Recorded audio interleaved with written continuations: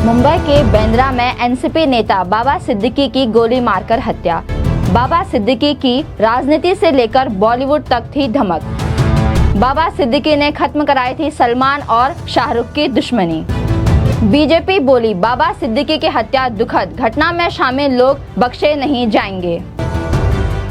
महाराष्ट्र के कद्दावर नेता और पूर्व विधायक बाबा सिद्दीकी का निधन हो गया है। बाबा सिद्दीकी की हत्या के 2 आरोपी पकड़े गए हैं, एक हरियाणा का कर्नैल सिंह और दूसरा उत्तर प्रदेश का धर्मराज कश्यप। मुंबई पुलिस के अनुसार ये जानकारी दी गई है। तीसरे आरोपी की तलाश कर रही है। हत्या के आरोपी लगभग 2 महीने से मुंबई में रहकर बाबा सिद्दीकी की हत्या की ताक में थे।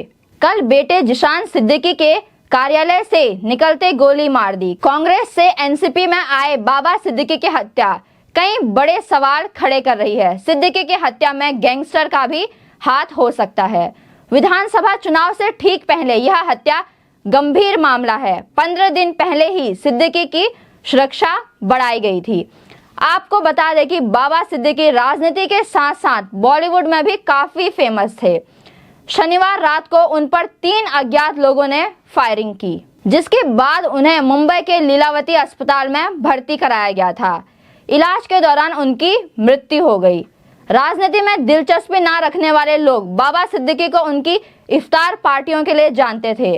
सालाना रमजान के मौके पर मुंबई में होने वाली इस पार्टी में बॉलीवुड सेलेब्स की भीड़ रहती थी। ये बात कम ही लोग जानते हैं कि यही पार्टी शाहरुख खान और सलमान खान का सालों पुराना झगड़ा खत्म होने की वजह थी।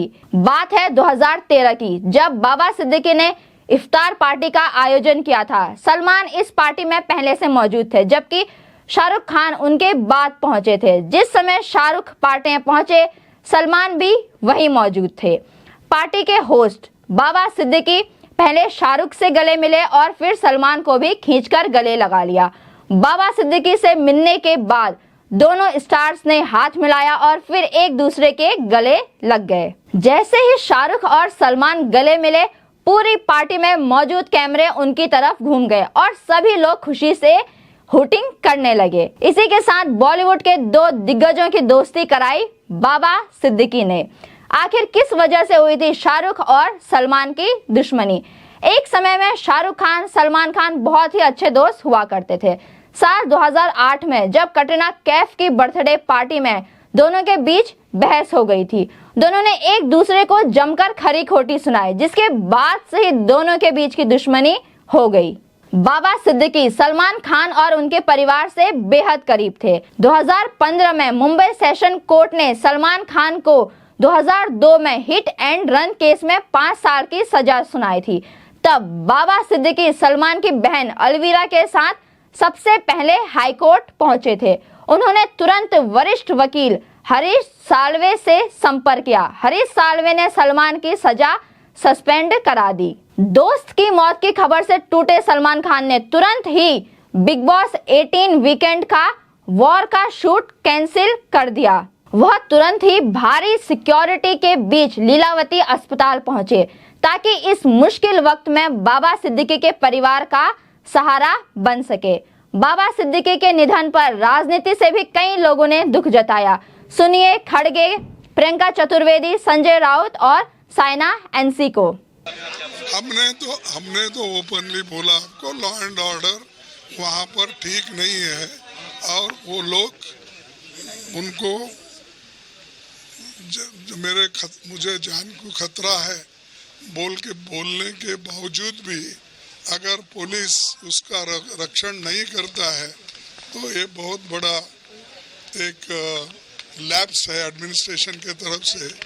वो ऐसे बम्बई जैसे एरिया में तो हमेशा पुलिस सतर्क रहना चाहिए और वहाँ ये लॉ एंड ऑर्डर की फेल्यूर है, इंटेलिजेंस की फेल्यूर है और इंफॉर्मेशन डिपार्टमेंट का भी यानी आईबी का भी इसमें फेल्यूरिटी है।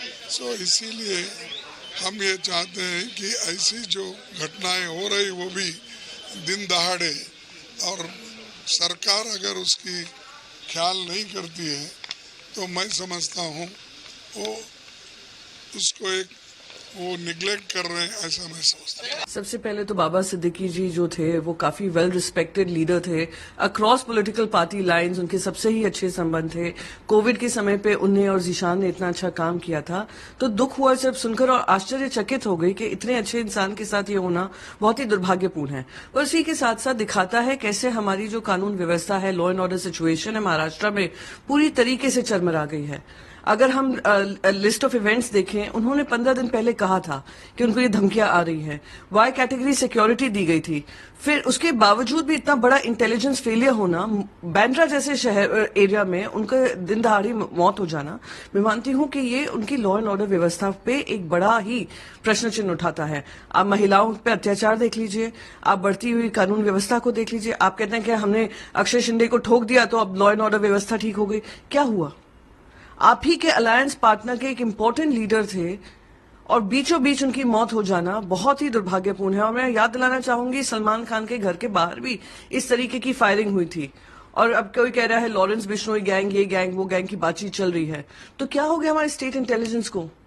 क्या हो गया हमारी मुंबई पुलिस को, जो दुनिया भर में मानी जाती है, मुंबई का लॉ एंड ऑर्डर जो दुनिया भर एक्नॉलेज करता है? आपने महाराष्ट्र को यहाँ पे लाकर छोड़ दिया है, जहां पर ना कानून व्यवस्था है, जहां ना न्याय व्यवस्था है, सिर्फ और सिर्फ लूट हो रही है। बहुत ही दुखद है जिस ढंग से बाबा सिद्दीकी जी की हत्या हुई है। सर्वप्रथम उनके परिवार को भगवान शक्ति दे और उनकी आत्मा को शांति।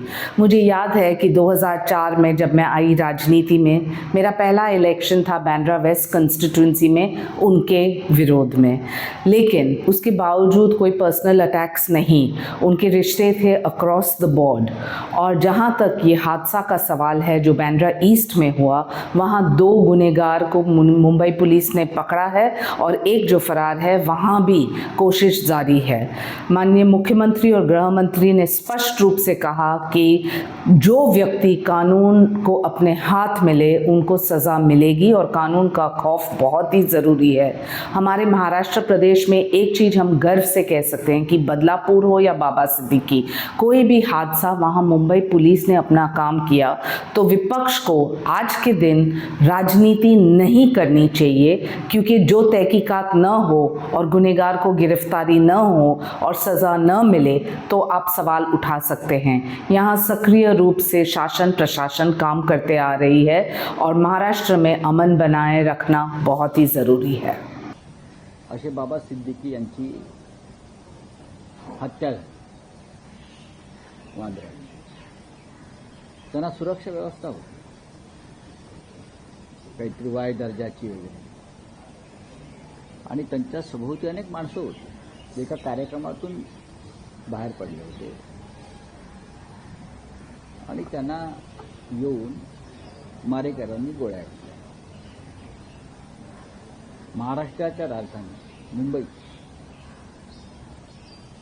ज्या पद्धतीने हत्यांचं सत्र सुरू आहे, त्या हत्या आता राजकीय नेत्यांपर्यंत पोहोचल्या, माजी मंत्र्यांपर्यंत पोहोचल्या, आमदारांपर्यंत पोहोचल्या। या राज्यात कोण सुरक्षित आहे हे एकदा राज्याच्या अपयशी गृहमंत्र्यांनी स्पष्ट केलं पाहिजे। कोण सुरक्षित आहे? सामान्य जनता सुरक्षित नाहीत, महिला सुरक्षित नाहीत, व्यापारी उद्योगपती सुरक्षित नाहीत।